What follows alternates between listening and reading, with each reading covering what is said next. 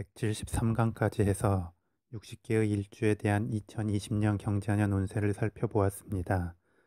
운세 강의 초반에도 말씀드렸지만 일주만을 기준으로 각 사람에 대한 운세의 흐름을 구체적으로는 알 수 없습니다. 1년 단위의 세운보다 대운의 흐름이 우선이고 일주를 기준으로 할 때에도 전체 사주 원국의 균형에 따라서 한 해 운세의 향방이 달라질 수 있기 때문입니다. 그리고 한 해의 운세를 볼 때 일주를 기준으로 하지 않고 띠동물을 기준으로 간단하게 보기도 합니다. 그런데 개인적으로는 연주의 지지인 띠동물을 기준으로 간단히 한 해 운세를 보는 것은 크게 염두에 두지 않습니다. 그것 말고도 더 중요한 것들이 많기 때문입니다. 다만 추후에 기회가 된다면 어떤 의미와 원리로 띠동물별 한 해 운세를 보는지는 설명하도록 하겠습니다. 더불어 올 한 해 운세를 풀면서 기존에 자세히 설명하지 않은 지장간에 대한 내용과 문창기인과 같은 새로운 신살, 그리고 12운성론을 언급했습니다. 이에 대한 설명을 먼저 하고 운세풀이를 했어야 맞지만 한 해 운세풀이는 또 필요한 때가 있기에 입춘 전후로 다 정리해 올리려고 자세한 설명을 미뤘습니다. 더불어 제가 과거에 개인 상담을 할 때에는 12운성론의 개념들은 거의 언급하지 않았습니다. 왜냐하면 어떤 분류와 구분이 많아질수록 본질이 흐릿해지고 때로는 분류와 구분에 집착해서 본질을 왜곡할 수 있기 때문입니다. 마치 달을 보기 위해 시작했던 공부가 달을 가리키는 여러 사람의 손가락에만 머무는 것과 같습니다. 다만 이제 기초적인 설명도 어느 정도 했고 운세 설명 중에 이미 언급을 했기에 12운성론의 의미에 대해서 쭉 설명해 보도록 하겠습니다. 그 다음으로 지장간의 의미는 60개의 일주에 대한 자세한 해석이나 계절적 특성을 자세히 이해하는 데에 있어 아주 중요합니다. 다만 그동안 빨리 기초적 설명을 먼저 하기 위해 따로 언급하지 않았습니다.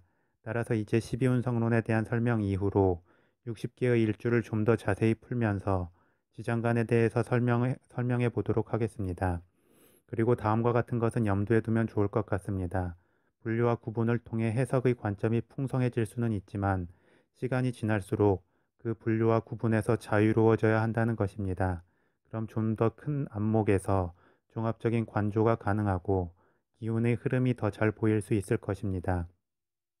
사주명리학은 공식처럼 규정되고 멈춰 있는 것이 아니라 항시 역동적 흐름 속에 있기 때문입니다.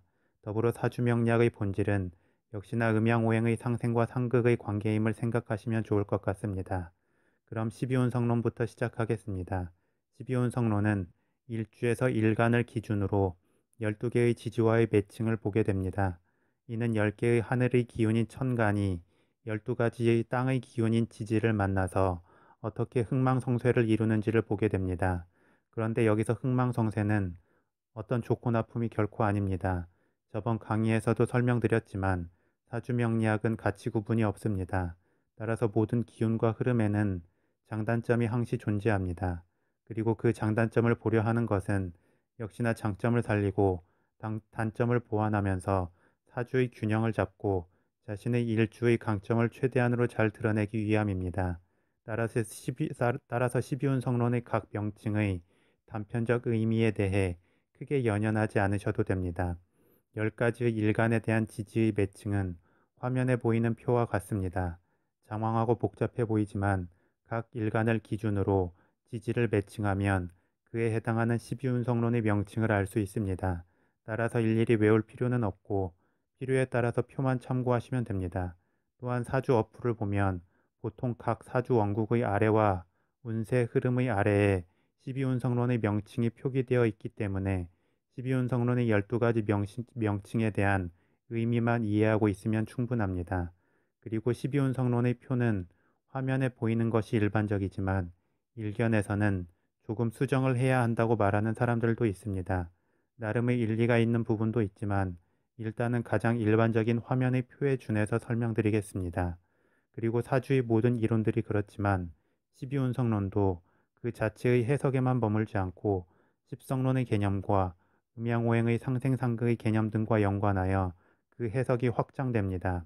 이는 결국 12운성론만 가지고 무언가를 전부 판별할 수 없다는 것입니다. 따라서 가장 기본 중의 기본인 음양오행의 상생과 상극, 십성론을 기준으로 사주 원국을 먼저 해석하고 거기에서 좀 더 나아가 12운성론의 이해를 덧붙이면 가장 좋을 것 같습니다.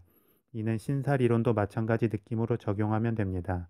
그럼 다음 강의부터 12운성론의 12가지 흐름 중에서 장생부터 설명을 해 보도록 하겠습니다.